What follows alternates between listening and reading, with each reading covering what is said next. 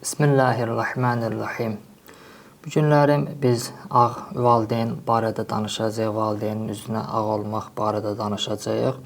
Valideynin üzünə qayıtmaq, valideyni incitmək böyük günahlardan hesab olunur. Quranda ayə var bununla bağlı ki, Allah Taala buyurur ki, İmmə yəbluğannə indəkəl kibərə əhaduhuma əv kilahuma fələ təqul ləhumə uffin. Onlara uf da olsun, belə deməyin.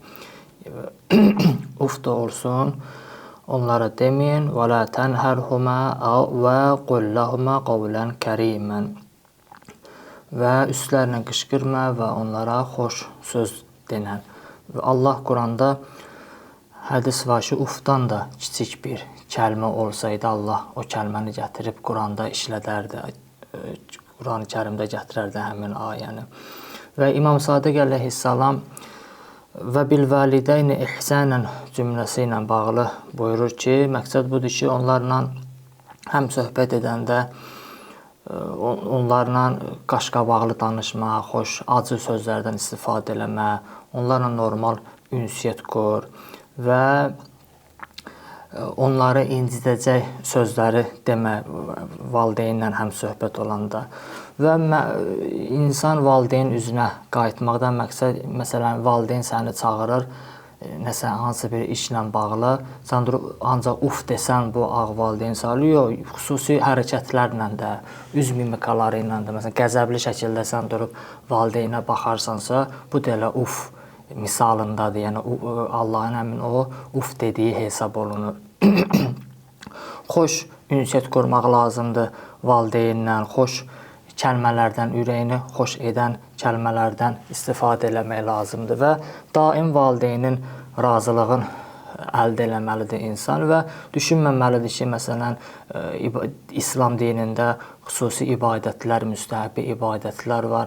Bunları ancaq mən yerinə yetirməyə çalışmalıyam və valideynin razılığını düşünməməliyəm.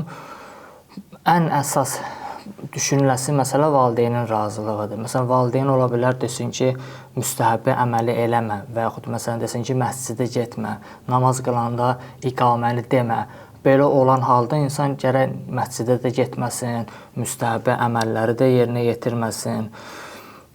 Yəni, valideynə itaət vacibdir. O yerdə itaət eləmirsən ki, valideynin gəlib səndən elə bir şeylər istəyə, elə bir şeylər gəlib tələb eləyə ki, artıq Allahın istəyi ilə, Allahın vacibatı ilə üst-üstə qarşı-qarşıya durarsa, onda artıq Allahın qoyduğu əmrləri seçmək lazımdır. Orada da yenə də durub valideynə kobud davranmaq lazım deyil ki, yox sən durub Allahın sözünün əksini deyirsən, sən düzgün hərəkət eləmirsən. Burada da xoş sözlərlə valideyni başa salmaq lazımdır ki, bu Allahın əmridir, Allahın göstərişidir və bu cür valideynin qəlbini həmişə insan şad eləməyə çalışmalıdır və insan valideynə yaxşılıq eləməklə, qəlbini daim şad eləməklə bir növ günahlarının kəffarəsidir.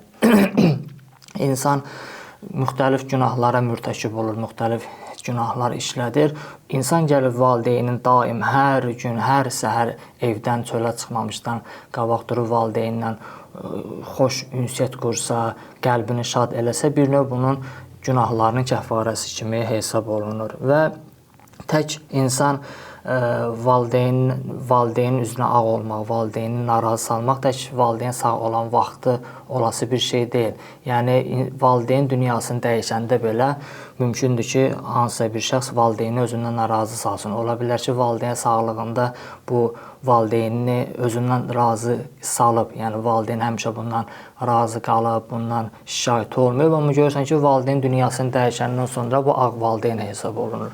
Niyə? Çünki valideynini yad eləmir, bir ruhuna bir adicə, bir sadə bir salavatı belə valideynin ruhuna hədiyyə eləmir, bir yaxşı bir əməl eləyib onun savabını valideynə hədiyyə eləmir. Bundan valideyn artıq öz övladından narazı qalır və gətirib ağ valideynə gətirib çıxardır. Ona görə də insan valideyni əgər dünyasını dəyişibsə, valideyn üçün istiğfar eləməlidir, valideyn üçün dua eləməlidir, günahların bağışlanması üçün və etdiyi yaxşı əməllərin savabını valideynə hədiyyə eləməlidir və bununla Ola bilər məsələn bir nəfər valideyni sağlığında özündən narazı salıb, ağ valideyn olub.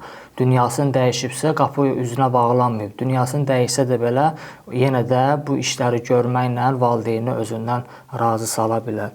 Və insan məsələn bir iş ata ilə ananın görürsən ki, sözü üst-üstə düşmür. Məsələn, belə deyək də, ata gəlir deyir ki, filan işi gör, ana isə gəlir deyir filan işi görmə.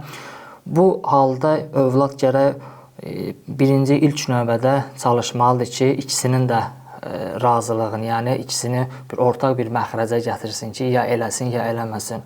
Amma bu da mümkün olmasa, elə ata desə elə, yox bu işi gör, ana desə eləmə. Belə olduğu təqdirdə övlad ananın dediyini eləməlidir. Ananın dediyinə daha çox üstünlük verməlidir və atanı da durub acılamamalı ki, yox, ana belə deyir, bu cür olmalıdır, bu cür olmamalı. Atanı da xoş sözlə qəlbini şad eləməlidir və ananın dediyinə üstünlük verməlidir. Çünki ana ilə ata fərqlidir övlad münasibətlərində.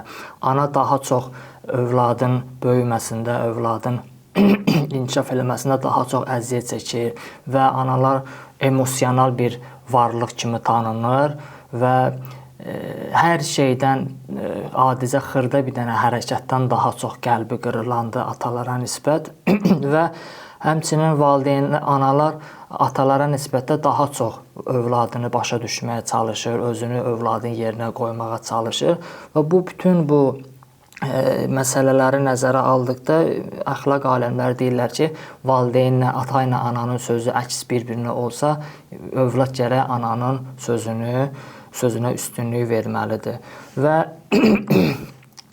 valideynlə ehtiramla davranmalıdır və atanı, ananı çağıranda övlad öz adları ilə çağırmamalıdır.